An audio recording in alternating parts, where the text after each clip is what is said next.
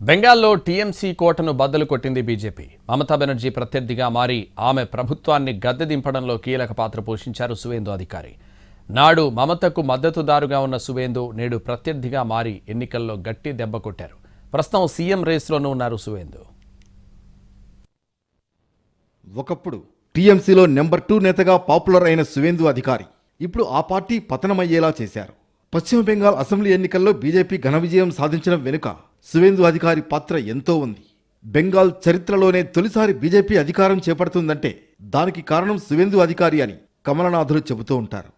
సువేందు అధికారి ఒకప్పుడు మమతా బెనర్జీ అనుచరుడిగా టీఎంసీ బలోపేతానికి కృషి చేశారు. ఆ తర్వాత జరిగిన రాజకీయ పరిణామాల్లో ఆమె ప్రత్యర్థిగా మారారు.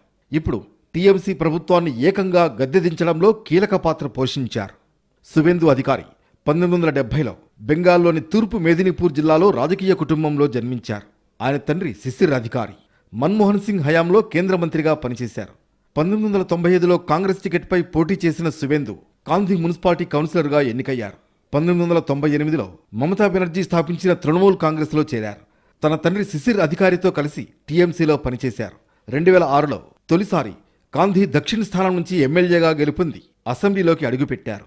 2009, 2014లలో తమలుక్ నుంచి ఎంపీగా ఎన్నికయ్యారు.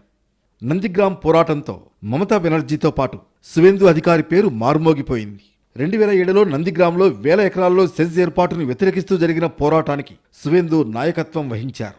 రైతుల భూములు కాపాడడానికి మమతా బెనర్జీతో కలిసి పోరాడారు. నందిగ్రామ్, సింగూర్ ఉద్యమాలతో నాటి వామపక్ష ప్రభుత్వం బలహీనపడింది. 2011లో టీఎంసీ తొలిసారి అధికారంలోకి వచ్చింది. మమత కేబినెట్లో పలు శాఖలకు మంత్రిగా పనిచేశారు. మమత ప్రధాన అనుచరుడిగా పార్టీలో రెండో శక్తివంతమైన నేతగా ఎదిగారు. అయితే టీఎంసీలో అంతర్గత రాజకీయాలు, దీదీ మేనల్లుడు అభిషేక్ బెనర్జీ పెత్తనం పెరగడంతో సువేందు ఆ పార్టీలో ఇమడలేకపోయారు. 2020లో టీఎంసీతో 22 ఏళ్ల అనుబంధాన్ని తెంచుకున్నారు. అదే ఏడాది బీజేపీలో చేరారు. ఆ తర్వాత బెంగాల్లో బీజేపీ బలోపేతమవుతూ వచ్చింది. 2021 అసెంబ్లీ ఎన్నికల్లో నందిగ్రామ్లో పోటీ చేసి మమతా బెనర్జీని ఓడించి రికార్డు సృష్టించారు. నాటి ఎన్నికల్లో బీజేపీ 77 సీట్లకే పరిమితమైన సువేందు విజయం బీజేపీ శ్రేణుల్లో ఉత్సాహం నింపింది. విపక్ష నేతగా సువేందు టీఎంసీపై పోరాటం చేస్తూ బీజేపీని ఈ 5 ఏళ్లలో మరింత బలోపేతం చేశారు.